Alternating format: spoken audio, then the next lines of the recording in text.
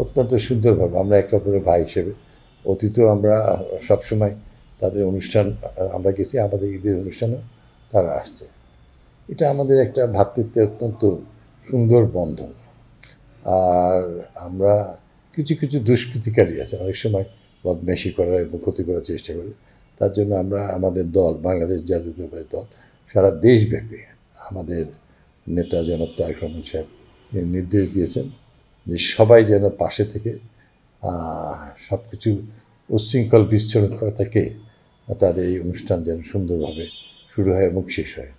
বাংলাদেশ আমাদের সবাই ভাতৃপ্রতিমের দেশ, আমরা অবশ্যই আমাদের আমরা পালন করব। আর রাজশাহীতে যেহেতু অনেক আগের চেয়েও এবার অনেক বেশি মণ্ডপ হচ্ছে এবং পূজা পার্বণ উৎসব হচ্ছে, আমরা এই ইতিমধ্যেই যে যার যতটুকু পারি সহযোগিতা আমরা করছি। আর সেই সঙ্গে সঙ্গে আমরা সপ্তমী অষ্টমী এবং নবমীতে আমরা প্রত্যেকটা হচ্ছে মণ্ডপে আমরা যাব এবং আমরা নির্দিষ্ট এলাকায় যেখানে যেখানে হচ্ছে সেখানে আমাদের দলের সর্বস্তর নেতাকর্মীদেরকে আমরা ইনভলভ করছি।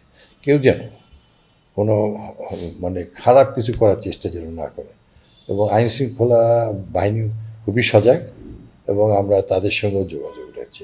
আর বিশেষ করে আমাদের হিন্দু বৌদ্ধ খ্রিস্টান কল্যাণ ফ্রন্ট আমাদের দলের একটা সহযোগী সংগঠন, তারা এটা সম্পূর্ণরূপে নেতৃত্ব দিচ্ছে।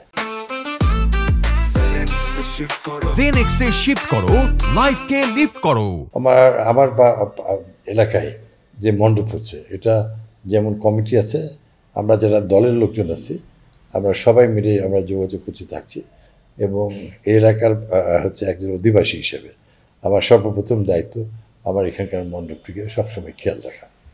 এভাবে সব ওয়ার্ড মহল্লায় যেখানে যেখানে এই পূজা হচ্ছে দুর্গা উৎসব দুর্গা পূজা সেখানে সবাই থাকবে।